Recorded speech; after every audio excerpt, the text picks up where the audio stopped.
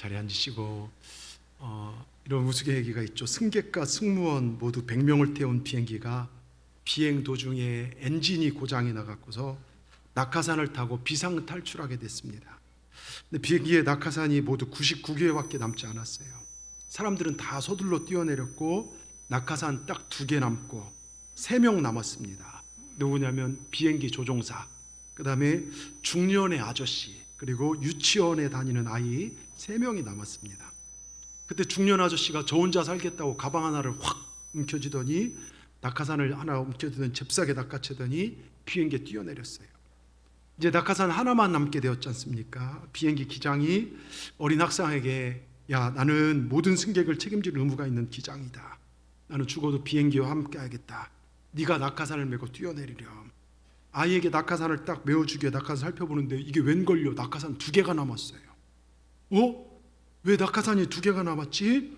유치원 아이가 하는 말이 조금 전에 뛰어내린 그 아저씨가 제 유치원 가방 메고 뛰어내렸어요. 그러더랍니다. 여러분, 하나님 나라에 필요한 사람, 하나님이 쓰시는 사람은 어떤 사람일까요? 이기적인 사람일까요? 아니면 남을 배려하고 선하게 살아가는 사람일까요? 하나님께서 어떤 사람을 부르시고 어떤 사람을 불러 쓰실까요? 여러분, 교회에 보십시오. 교회는 임원, 직분, 교사 여러 맡은 자들이 있어요. 그런데 교회에서 우리가 추구하는 그런 모든 것보다 성경에서 원하는 한 가지는 제자예요. 제자. 현대교회는 직분은 원하면서 제자의 삶은 싫다는 것입니다. 제자 되기는 싫어해요. 왜요? 피곤하고 헌신하고 내놓아야 하기 때문에요. 여러분, 우리가 되고 싶은 명예스러운 교인이 아니라 주님이 찾으시는 이 시대 한 사람 제자가 되기를 주의 이름으로 축원합니다. 여러분, 예수님께서 공생애를 시작하시면서 제일 먼저 한 일이 사람 불러요. 오늘 본문이 바로 베드로를 부르는 그런 장면입니다. 왜요? 하나님 일하신 방법은 그 사람을 통해 일하시기 때문에요. 교회법 좀 드신 분들은 이 내용 너무나 잘 아신 내용입니다. 밤새도록 한 마리 고기를 못 잡은 베드로에게 주님께서 찾아오시더니 배를 좀 쓰자 그랬더니 베드로의 배를 타시고 피곤하지만 배를 딱 뛰었고 거기서 말씀을 선포하는데 수많은 사람이 은혜를 받고 베드로도 옆에서 피곤하지만 은혜를 받았어요.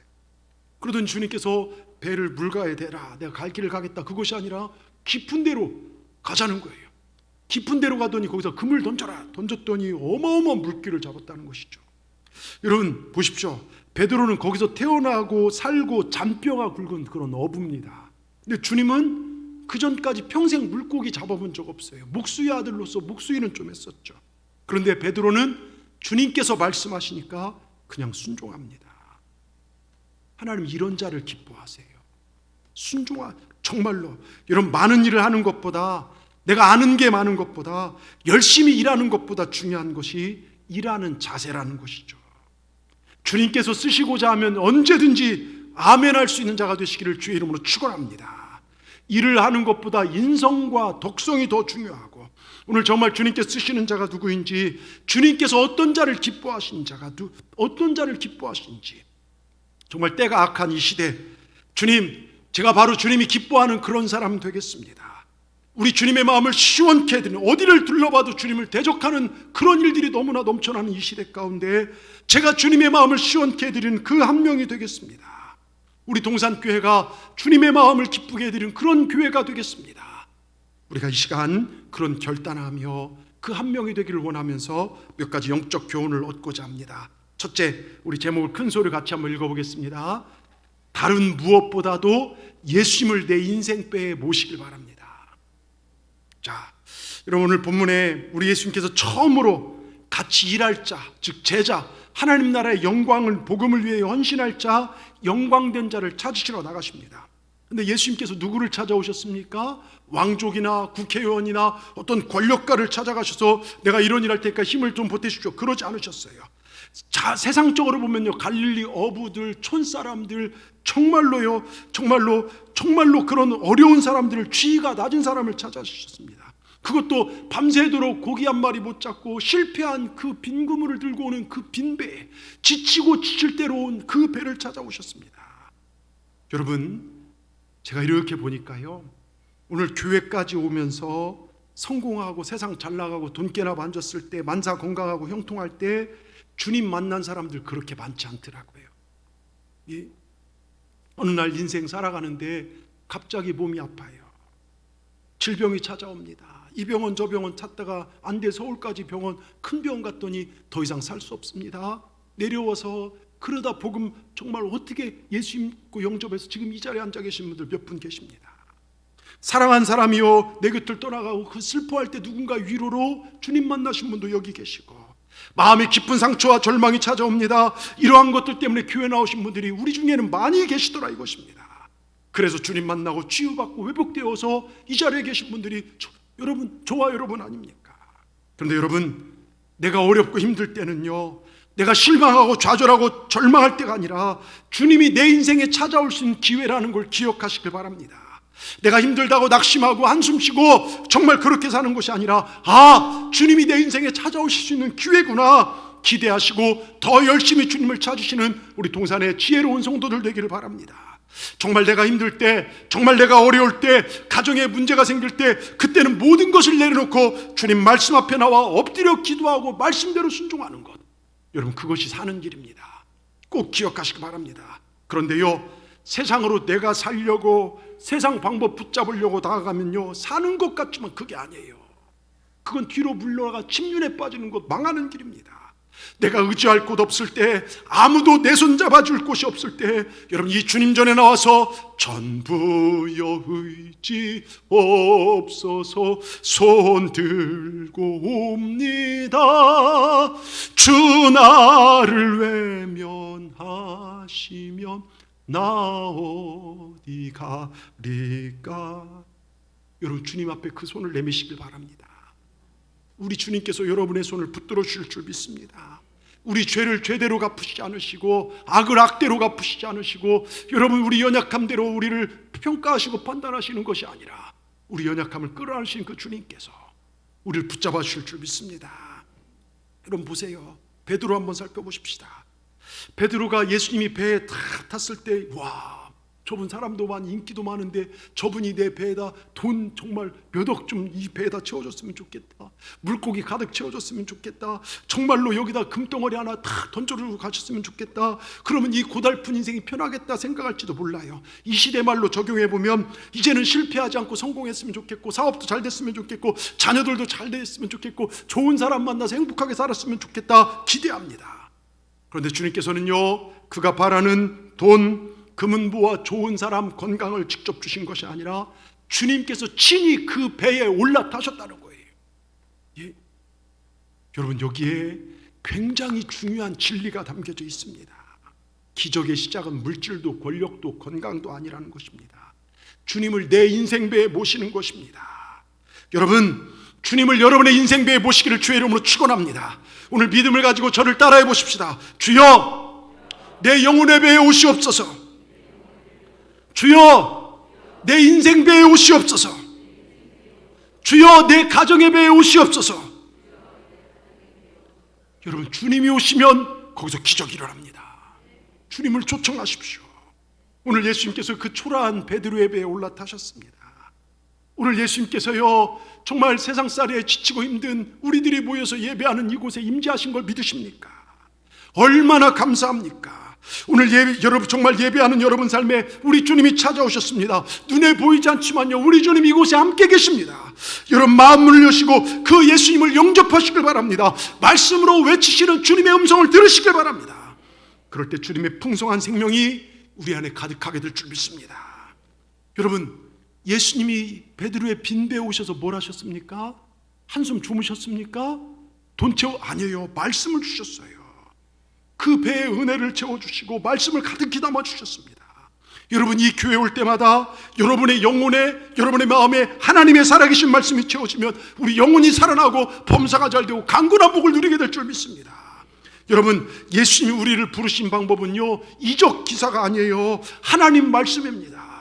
예수님 말씀으로 오늘도 우리를 초청하십니다. 이런 말씀이 내 귀에 들려진다, 설교를 들을 때마다 내게 주신 말씀이다, 이 말씀이 손에 잡힌다. 여러분 이게 은혜입니다. 예? 저주가 무엇이냐? 말씀이 안 들려요. 세상 얘기는 그렇게 잘 들리고 부정적인 얘기는 그렇게 달리는데 이 단에 선포되는 말씀이 들려지지 않는다. 여러분 말씀을 들었는데 거부가 되어진다. 차갑지도 않고 뜨겁지도 않은 것, 이게 저주라는 거예요. 주님이 설교할 때 똑같은 사람 다 들었는데요, 바리새인들은 잡아 죽으려고 해요. 살아계신 주님의 말씀을 듣고 회개할 것이 아니라, 여러분, 축복이 무엇인 줄 아십니까? 은혜가 무엇인 줄 아십니까? 말씀에 들려지는 거예요. 저는 우리 동산교회 매일같이 하는 기도 중에 하나가, 우리 재단에서 예수님의 말씀이 들려지는 교회, 예수님 만나는 교회. 이 동산교회 가면 예수님이 만나더라. 동산교회 성도들의 삶을 보면 예수님이 보여지더라. 이게 저의 기도 제목입니다. 여러분, 하나님 말씀을 들을 때마다 감동되시길 주의 이름으로 축원합니다. 내 가슴이 울컥거리면서 말씀이 가슴에 새겨져야 될 줄 믿습니다. 어느 날부터 설교를 듣는데요, 나도 모르게 눈물이 나고 말씀에 집중이 되어집니다. 여러분, 이게 은혜를 입는 것입니다. 우리 영혼은요, 말씀이 들려질 때 살아나요. 여러분, 은혜를 사모하시기 바랍니다. 고린도후서에요, 그런 말씀하죠. 지금은 은혜를 받을 때고 지금 말씀을 사모할 때예요. 여러분, 말씀을 들을 때마다 감동받는 여러분 되시길 바랍니다. 찬송을 부를 때마다 은혜가 넘쳐나시고, 기도할 때마다 하나님과의 교제가 이루어지는 우리 동산의 모든 분들 되시기를 주의 이름으로 축원합니다. 그것이 우리 인생배의 예수님을 보시는 거예요. 말씀으로 오신 예수님이 여러분 인생배에 계시기를 주의 이름으로 축원합니다. 두 번째요, 변덕 부리지 않고 묵묵히 순종하는 자를 우리 주님이 기뻐하시고 복 주셔요. 여러분, 어떤 사람이 꿈속에서 매일 밤 어떤 보자기를 쓴 사람이 사나이가 막 나타나답니다.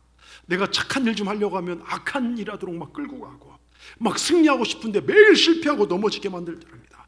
그래서 너 뭐냐 하면서 보자기를 머리에 팍 벗겨봤더니요, 보자기 속에 나타난 얼굴이 누구냐? 자기 자신이더래요. 자기 자신이요. 여러분, 문제는요, 내 자신입니다. 예배할 때 나와 예배 후 나가 틀리더라고요. 여러분, 이랬다 저랬다 말만 앞선 사람 하나님 기뻐하잖아요. 하나님 가장 기뻐하는 사람이 누군지 아십니까? 예배 잘 드린 사람입니다. 기도 잘하는 사람입니다. 은혜 잘 받는 사람입니다. 어떤 말씀 앞에도 엎어져 순종할 줄 아는 사람 주님이 가장 기뻐하십니다. 목사가 제일 귀한 교인이 누군지 아십니까? 똑같아요. 하나님 기뻐하는 그 사람 보면 그렇게 기쁘더라고요. 은혜 잘 받는 사람 정말로 정말 목사에게도 귀합니다. 힘들고 어려워도 하나님께 먼저 예배하는 자, 들려진 말씀 앞에 순종하는 자가 얼마나 귀한지 모릅니다. 여러분, 오늘 보면요, 말씀 잘 듣는 그런 사람들 보면요, 얼마나 기쁜지 몰라요. 주님의 부르심을, 정말 예수님의 말씀을 베드로가 잘 들었다는 것을 우리가 어떻게 알 수 있는가? 예수님께서 말씀 마치시고 베드로에게 말씀하십니다. 4절을 보십시오. 4절 뭐라고 써 있습니까? 말씀 마치고 시몬에게 이르시되 깊은 데로 가서 그물을 내려 고기를 잡으라. 베드로가 5절에 말합니다. 선생님, 시몬이 대답하여 이르되 선생님, 우리들이 밤이 새도록 수고하였으되 잡은 것이 없지만은 말씀에 의지하여 내가 그물을 내리리다. 여러분, 말씀에 의지하여 제가 그물을 밤새도록 수고하고 피곤하지만 말씀에 의지하여. 여기 굉장히 중요한 말씀입니다. 왜 예수님께서 베드로를 첫 제자로 쓰셨는가? 베드로는 힘들고 어렵지만 밤이 새도록 수고했지만 주님 말씀 앞에 순종했다는 것입니다. 내가 몸이 지칠 대로 지쳐있지만 주님 말씀이라면 순종하겠습니다. 이런 순종의 사람을 하나님이 쓰십니다. 여러분, 주님이 기뻐하신 사람이 있어요. 이런 사람입니다. 뭐냐? 배신하지 않고 변덕 부리지 않는 것입니다. 어떤 상황에도 주님께 쓰시겠다면 아멘하고 달려나간 자를 쓰십니다. 이랬다 저랬다 하는 거 싫어한다고 말씀드렸어요. 너무 열심히 내다가 넘어지고 쓰러지는 것, 냄비신앙, 오늘은 펄펄 끓다가 내일 되면 얼음덩어리입니다. 입이 귀에 걸렸다가 코에 걸렸다 쑥 빠져나갔다 변덕 부리는 것, 여러분, 주님이 싫어하십니다. 어디에 가든 마찬가지 아닙니까? 가정생활도요, 남편이요, 아내가요 그렇게 좋아하다가 금방 화내고 그러면 그거 어떻게 감당합니까? 직장생활도 교회생활도요, 변덕 부린 거 싫어해요. 그래서 그러잖아요. 변덕 심한 사람은 귀신도 들어서 안 쓴다고 해요. 여러분, 베드로에게 말씀이 들렸다는 것을 어떻게 알 수 있는가? 5절의 핵심이 그겁니다. 5절 다시 한번 읽어보겠습니다. 시몬이 대답하려되 선생님, 우리들이 밤이 새도록 수고하였으되 잡은 것 없지만은 말씀에 의지하여. 말씀에 의지하여, 이게 핵심입니다. 말씀에 의지하여 내가 그물을 내리겠습니다. 선생님, 제가 어부인데요, 거기 가서 지금 그물 던질 수 있는 시간도 아니고 던져봤자 고기가 안 잡히는 것 뻔합니다. 해봤자 아무 소용없습니다. 그런데 말씀에 의지하여 순종을 하겠습니다. 내 생각과 달라도, 내 경험과 달라도, 내 판단과 달라도 말씀에 의지하여, 이게 하나님께서 인정하는 신앙이에요. 하나님이 제자로 삼는 신앙의 첫 번째, 이게 우리가 살아야 할 삶인 줄 믿습니다. 근데 여러분, 말씀에 순종한다는 것 여간 어려운 일이 아닙니다. 보십시오. 지금 베드로는 밤새도록 그물을 던져서 지친 상태입니다. 누가 말 걸면 욕 나올 만한, 정말 빨리 집에 들어가서 쉬고 싶을 뿐입니다. 사랑하는 아내가 차려준 밥 먹고 한숨 자고 싶을 뿐입니다. 그런데 주님께서는 다시 바다로 가자고 하십니다. 깊은 데로 가자고 하십니다. 여태껏 헌손질하고 한 마리도 못 잡은 그런 곳으로 가져갑니다. 시간적으로 불가능한 순종입니다. 고기는 밤에 던져야 잡혀요. 지금으로부터 2000년 전이니까 그물이 얼마나 좋겠습니까? 그 그물 던지면요, 낮에 던지면 다 도망갑니다. 불가능합니다. 어부의 상식에 맞지도 않고, 경험적으로 맞지도 않고, 과학적으로도 맞지도 않습니다. 그 자리에 던져봤고, 나도 던지고 옆에 동료들의 배들도 같이 던져봤습니다. 안 잡혔습니다. 그런데 주님 또 던지라고 하십니다. 옛날에 내가 다 해봤다는 것입니다. 교회 와서 처음 순종 다 해봤다는 것입니다. 그런데 또 하자고 합니다. 그때 말씀하시니 순종하겠습니다. 여러분, 이게 부름받은 자의 생각이라는 것입니다. 이게 우리들이 해야 할 순종이라는 것입니다. 교회 생각과 목회자의 목회 방침이 내 생각이 맞지 않더라도 여러분, 순종해 보십시오.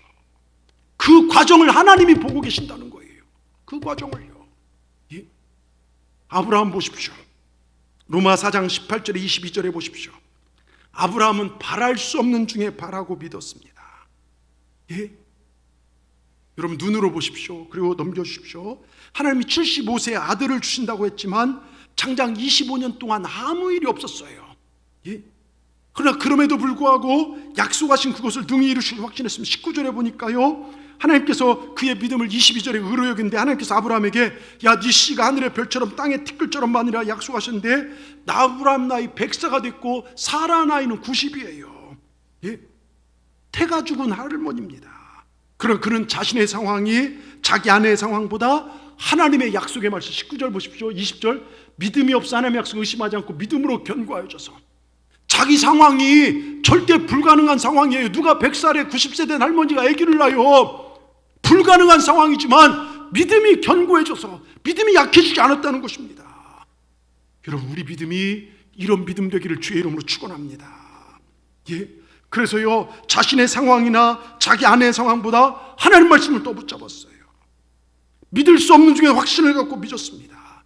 이것이 아브라함의 믿음이고, 22절에 하나님 이걸 그의 의로 여겼다는 것입니다. 여러분, 아브라함도 우리와 성정이 똑같아요. 근데 우리보다 더 대단한 것, 떠나라 하면 떠나는 삶을 살았고, 때론 비겁하게 아내를 누이라고 속이는 그런, 자기 머리로 생각할 때는 비겁함들이 많았지만 하나님 말씀이 들려지면 어떤 말씀이다 아멘 순종했어요. 아들 이삭을 바치라면 바칠 정도로요. 예? 그에게 하나님 말씀은 반드시 이루어진다는 확신이 있었습니다. 여러분에 묻겠습니다. 여러분, 하나님 말씀이 반드시 이루어진다는 확신이 있으십니까? 하나님 말씀 반드시 이루어진다는 확신이 있으십니까? 그렇다면 우리에게도 불가능한 역사가 가능으로 변화될 줄 믿습니다. 하나님 그것을 의로 여기시고 아브라함 나이 100세의 아들을 주시고 그 말씀대로 이루셨습니다. 믿음의 사람들, 우리 교인들은요, 물질로 사는 거 아니에요. 얄팍한 내 이성과 어떤 방법으로 사는 게 아니라 우리는 말씀으로 사는 겁니다. 하나님 말씀으로요. 병원에서 이제 당신 몇 개월 못 산다, 당신 이제 끝이다 그래도요, 하나님께서 너 산다, 그럼 사는 겁니다. 여러분 믿으시길 바랍니다. 이제 다 끝났다 생각할지라도, 자녀가 속썩이고 미래가 보이지 않다 할지라도 하나님이 하시면 된다는 확실한 믿음 가지시길 바랍니다. 이 시간 하나님의 종으로 여러분에게 선포합니다. 예수 이름으로 살아날지어다. 살게 될 것입니다. 회복될 것입니다. 대저 하나님 모든 말씀은 능치 못하심이 없는 것입니다. 여러분 이 믿음 가지시길 주의 이름으로 축원합니다. 여러분 그냥 내 생각에 갇혀서 제발 인색하게 좀스럽게 좀 살지 마십시오. 하나님 능력 제한하지 마세요. 하나님을 주인 삼으면 내 수준이 달라지는 거예요. 그 하나님께서 뭐라 가든 순종하고 나가시길 바랍니다. 왜 갈수록 교회가 힘들고 어려워집니까? 이게 없어져요. 너무 따지는 게 맞아. 이해돼야지, 납득돼야지, 공감돼야지, 사회적 도출을 얻어내야지 따르겠습니다. 이게 무슨 교회입니까? 예? 되네 안 되네를 우리가 결정합니다. 여러분, 기도와 순종, 예배와 선교, 사랑, 구닥다리 같지만요, 이게 생명인데 이게 잃어버리고 있어요. 우리 동산교회만큼은요, 뭐라 해도 우리 순종하고 나가십시다. 주님이 마지막 때 쓰는 우리 교회가 되기를 주의 이름으로 축원합니다. 여러분 보세요, 고난이나 역경은요 하나만 오면 이겨낼 수 있는데 대부분 몰려와요. 자녀 때문에 속썩이는데 부모님도 아프셔요. 거기다 집안에 문제가 생겨서 정말 물질까지 어려워지고 갑자기 내 몸도 아프고요, 정신 못 차려 여러 가지 옵니다. 여러분, 인생의 밤이 한밤중에 찾아올 때가 있어요. 속수무책입니다. 예? 정말 가능성이 없어요. 절망이고 낙심이고 무기력이고 어떻게 할 수가 없습니다. 답이 없습니다. 그런데 여러분, 믿음의 사람들은 답이 있어요. 오병이어 이야기 아시죠? 예? 수많은 무리가, 몇만 명 되는 무리가 몰려들었어요. 주님 말씀 듣다 보니까 어느덧 밤이 됐어요. 빈들이에요. 먹을 것도 없고 밤입니다. 저녁이 되었습니다. 답이 없는 어려운 상황이 됩니다. 근데 예수님께서 뭐라고 합니까? 제자를 불러, 야, 너희가 먹을 걸 줘라. 아니, 대체 뭐가 있다고 그 많은 사람을 먹입니까? 예? 제자들은 당장 본 게 자기 한계예요. 이성적으로 생각해보니까 먹을 걸 줄 수 없어요. 있는 게 물고기 2마리, 보리떡 5개밖에 없습니다. 무력하고 빈손이고 무능력하고 불가능합니다. 근데 여러분, 이 문제를 돌파하는 힘이 어디에 있습니까? 제자들이요, 이 문제를요, 여러분, 그들이 가진 것이 이루어진 것이 아닙니다. 그들이 잘한 건 순종이에요. 순종하고 또 순종한 것밖에 없습니다. 가져오라면 가져왔고, 안치라면 안쳤고, 나눠주라면 나눠줬고, 남은 거 거두라면 거뒀습니다. 그냥 따지지 않고 순종했습니다. 그게 고난과 역경을 돌파하는 힘이더라 이것입니다. 그게 순종의 힘이고 그게 제자들의 살아갈 힘이로다 이것입니다. 여러분, 내 한계로 예수님의 능력을 제한하지 마시길 바랍니다. 주님을 내 머리야 이해에 가두지 마시길 바랍니다. 여러분, 이해를 넘어서는 일을 하시길 바랍니다. 무한대의 그 놀라우신 능력에 여러분의 삶을 맞추시길 바랍니다. 여러분, 그게 믿음입니다. 말도 안 되는 일에 순종해 보십시오. 말도 안 되는 역사를 우리가 체험하게 될 줄 믿습니다. 그게 힘이에요. 기독교 역사를 보십시오. 여태까지 말도 안 되는 일, 그 죽음의 위기 속에서 무너질 것 같지만요, 그 엄청난 압박 속에서 여기까지 온 게요, 여러분, 사람이 잘해서 그렇습니까? 말도 안 되는 하나님의 역사 아니었습니까? 여러분, 우물쭈물 교회만 왔다 갔다 기도 조금 하고 조금 교회 일하고요 만족하는 삶이 아니라 하나님의 살아계신 말씀이 여러분을 다스리게 하시길 바랍니다. 여러분, 주가 일하시기 시작합니다. 사람들이 저 사람 무너질 것 같은데 일어서네, 기적을, 저 사람 기적이다, 이 얘기할 것입니다. 근데 여기 좀 더 생각할 것이 있어요. 여러분, 말씀대로 순종해도 고난이 올까요, 안 올까요? 예배 열심히 드리고 그 어려움 속에 새벽기도 쌓고 그렇게 했는데 잘 안 풀려요. 고난 와요.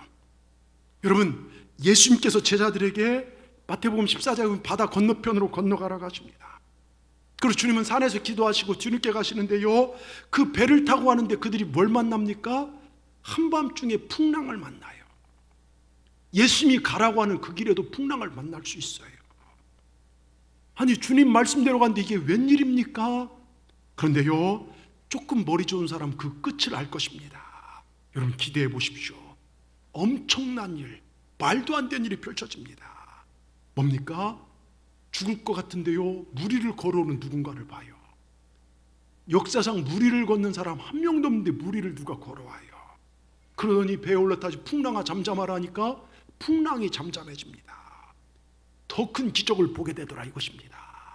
여러분, 주님과 함께하는 고난은요, 그건 기회입니다.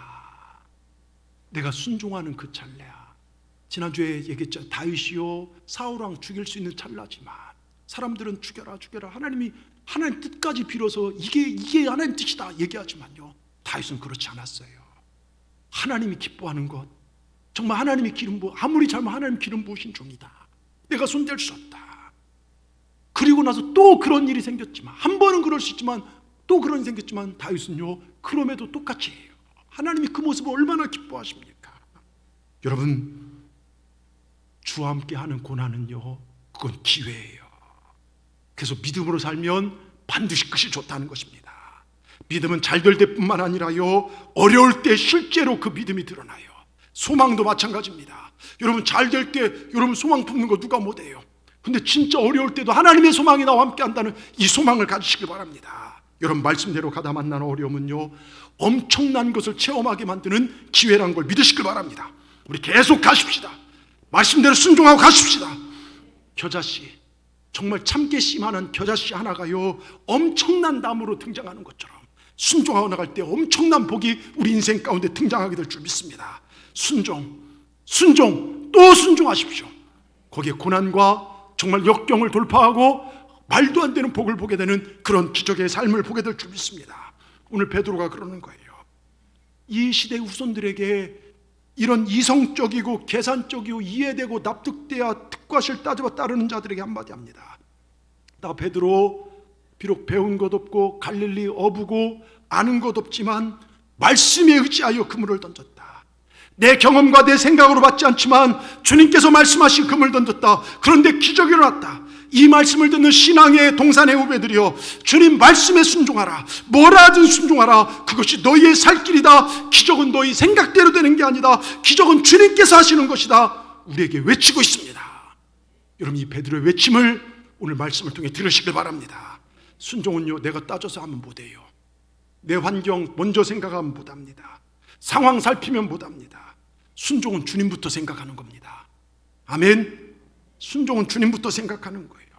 하나님 말씀 앞에 내 마음에 안 들지만 순종하면 역사가 일어나고, 순종 뒤에 축복과 기적은 주님이 준비하고 계십니다. 순종하는 자에게 하나님이 역사하실 줄 믿습니다.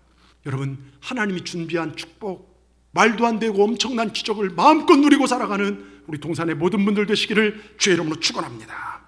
끝으로 겸손하게 순종한 자를 풍성케 채우시고 그들을 통해 하나님 나라를 세워가십니다. 오늘 8절을 보십시오.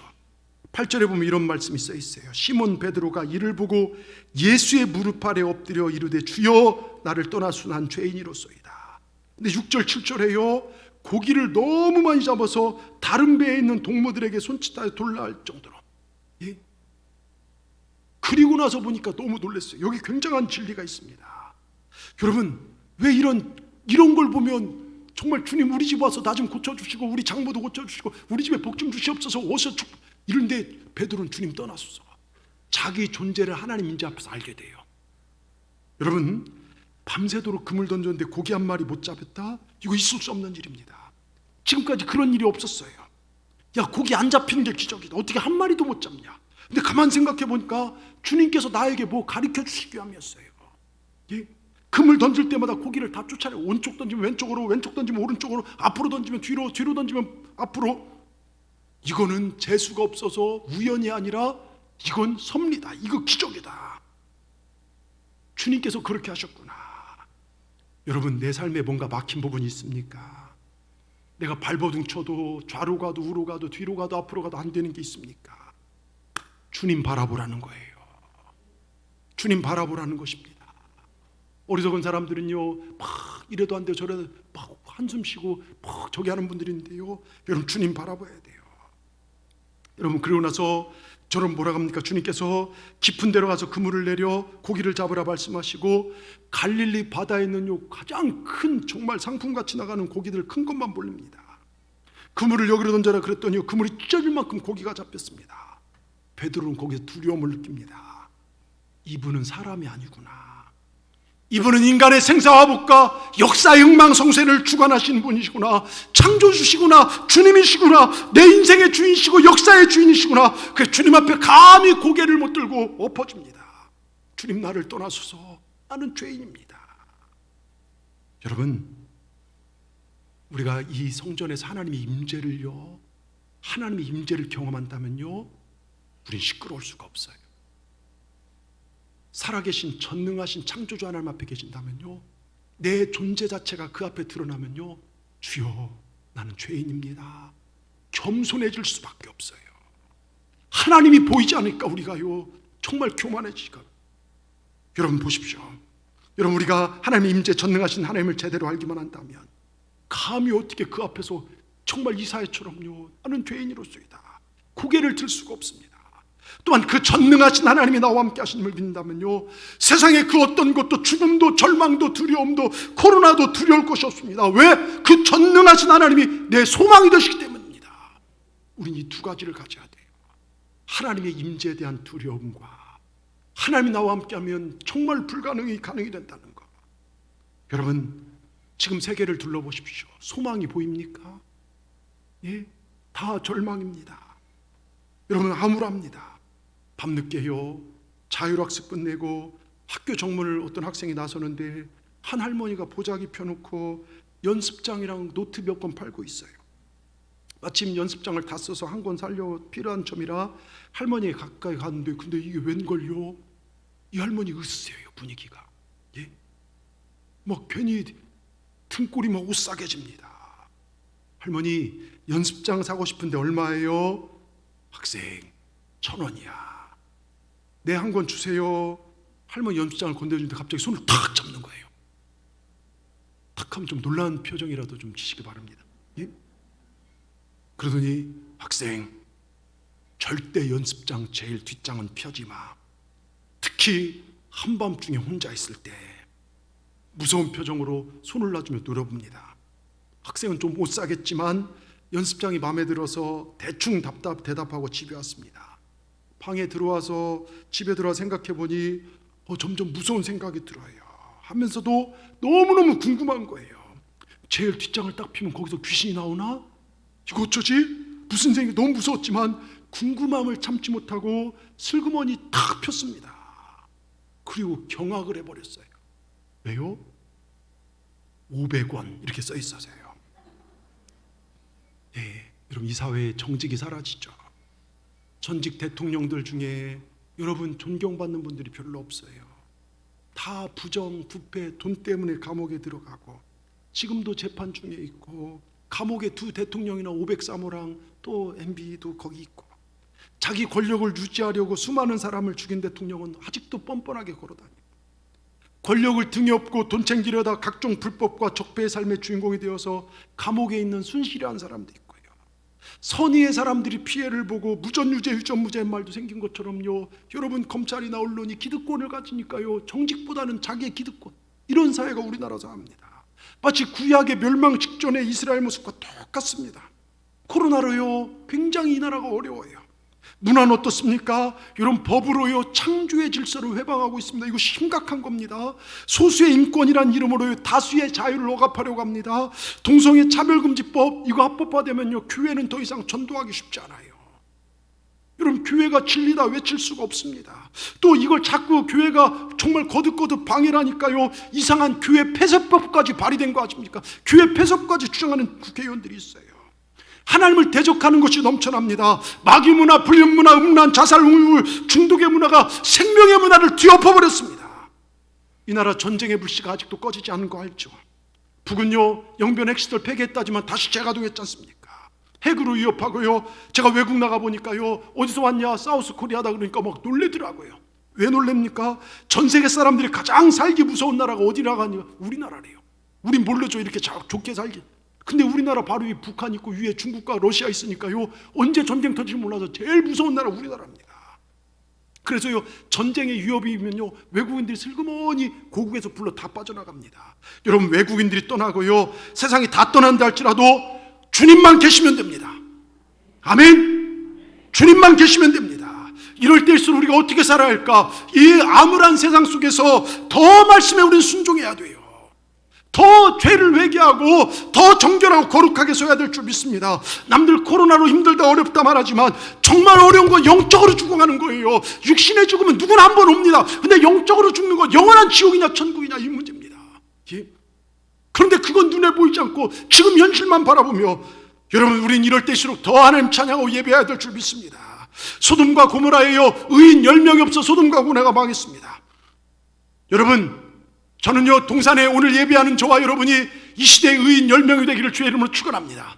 하나님 심판이 여기까지 오더라도 동산교회 너희를 보니까 내 마음이 아파도다. 그 심판을 걷어가시는 그런 주인공들 되기를 주의 이름으로 축원합니다. 여러분 역대하 6장 21절에 보면요 솔로몬의 성전 낙성식이 나옵니다.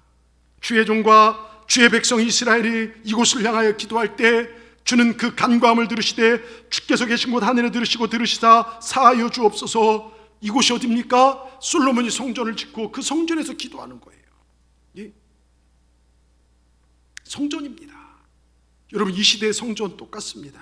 자 6장 28절부터 30절까지의 말씀 계속 반복적인 이런 투로 이제 기도가 나오는데요. 여러분 한번 같이 읽겠습니다. 시작. 만일 이 땅에 기근이나 전염병이 있거나, 전염병 뭡니까? 지금 코로나나 메르스나 이런 전염병들요. 거나 또 곡식이 시들거나 깐부기나 정말 나거나 메뚜기나 황충이 나거나 적국이 와서 성읍들을 에워싸거나 무슨 재앙이나 무슨 질병이 있거나를 막론하고, 여러분 지금 전 세계를 보십시오. 자연재해로요. 뉴스만 켜보면요 엄청난 홍수로 세상 저기 아주 미국이나 저 보면요 40도 50도 막 어디는 60도까지 갔대요. 뜨거워서 막 그냥 짐승들이 쓰러져 죽어요.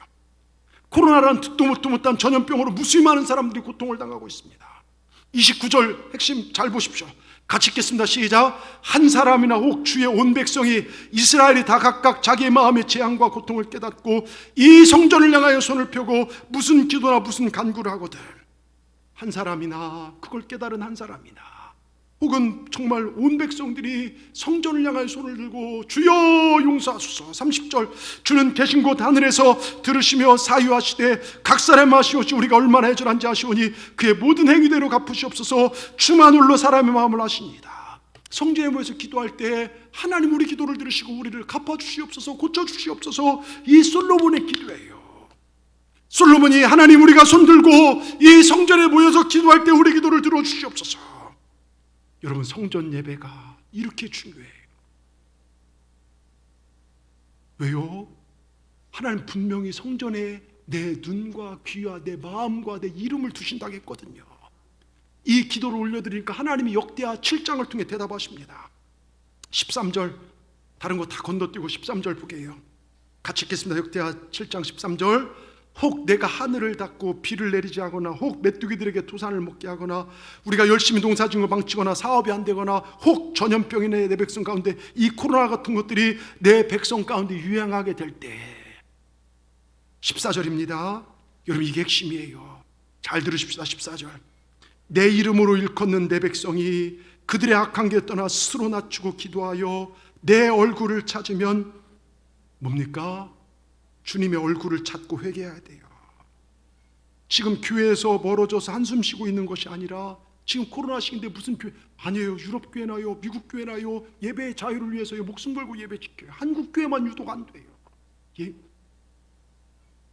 여러분 우리가 이 땅을 고치기 위하여는요 먼저 우리가 악한 길을 떠나야 합니다. 세상에 빠졌던 우리 삶이 돌아와야 합니다. 내가 하늘에 듣고 그들의 죄를 사하고 그들의 땅을 고칠지라. 이게 하나님 마음이에요. 15절 같이 보겠습니다. 이제 이곳에서 하는 기도에 내가 눈을 들고 귀를 기울이니, 하나님의 전에서 하는 기도예요. 여러분 코로나가 어디서 시작됐죠? 우한 발폐렴이에요. 우한이 중국에서 가장 교회가 중국 공산주의 시진핑 정권에서 가장 교회 많은 곳이 우한이었어요. 많은 신앙인데 시진핑이 다 교회를 때려 그 뉴스로 나왔어요. 다이너마이트로 폭파시키고요. 십자가. 여러분 그때부터 나와요. 예? 기도할 그곳, 예배할 그곳을 부셔요. 지금 창조들이 하나님을 대적하고 있어요. 16절입니다. 이는 내가 이미 이 성전을 택하고 솔로몬이들이 이 성전을 택했다는 것입니다. 여러분 오늘 하나님께서 솔로몬의 성전을 택하신 것처럼 우리 동산재단 이 재단을 택하신 걸 믿으시길 바랍니다. 여기에 내가 영원히 뭐라고 합니까? 거룩하게 하여 내 이름을 여기에 영원히 있게 하옵소이니 내 눈과 내 마음이 항상 여기에 있으리라. 여러분 하나님의 눈과 하나님 마음과 하나님의 이름이 이 성전에 있음을 믿으십니까? 여러분 여기 하나님의 눈과 마음이 있다는 거예요. 우리는 그 하나님의 마음에 합한 신앙생활을 합니다. 이 재단의 진심으로 함께 하심을 믿으시기 바랍니다. 여러분 역대하 6장 7장의 말씀은요 핵심은 재앙이 떠나가는 게 문제가 아니라 하나님 앞에 온전하게 회개하게 서는 것이에요. 악한 길에 떠나야 합니다. 교회가 정치의 좌우에 나눠져서는 안 됩니다. 교만해서 우리 스스로 겸손해지라는 것입니다. 그리고 주님의 얼굴을 찾으라는 것입니다. 말씀 앞에 순종하고 또 순종하고 또 순종하라는 것입니다. 여러분 우린 지금 전심으로 기도하며 회개할 때입니다. 내 믿음이 바른 길로 가고 있는지, 내 눈이 주님을 바라보고 있는지 지금 내 인생을 점검할 때입니다. 전 세계가 지금 하나님을 대적하고 있습니다. 창조물 피조물들이 창조하를 대적하고 있습니다.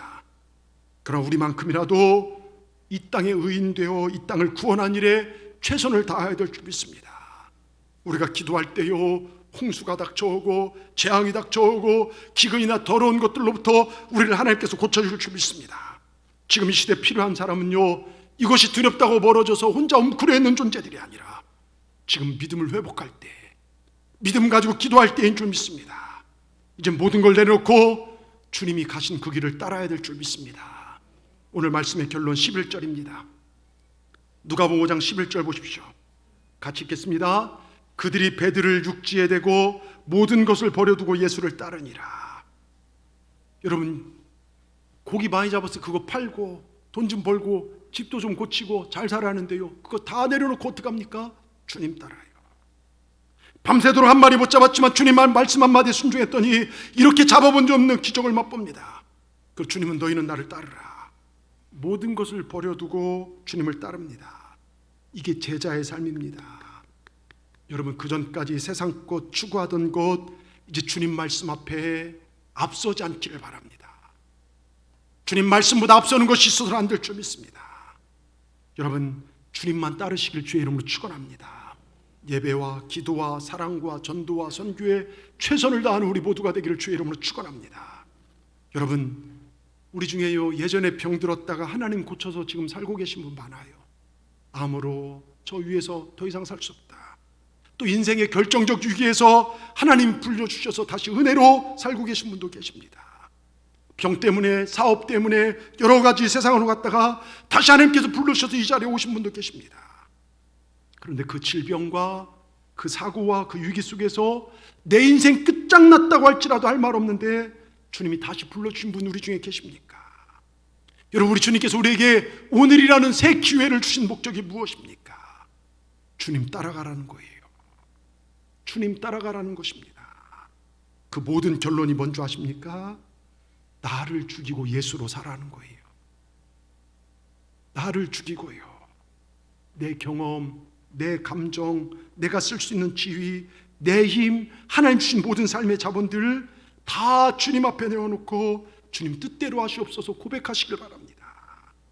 내가 움켜잡고 있으면요, 주님이 쓸 수 없더라고요. 여러분, 주님 앞에 다 맡기시길 바랍니다. 나 자신을 향해 주님 앞에 말씀 앞에 깨끗이 내어놓으면 그러면 되는 겁니다. 그러면 다 손해일 것 같죠? 아니죠. 그때부터 30배, 60배, 100배, 만배의 결실이 켜져집니다. 여러분, 두 손 들고 항복하면 주님의 손이 개입하시기 시작합니다.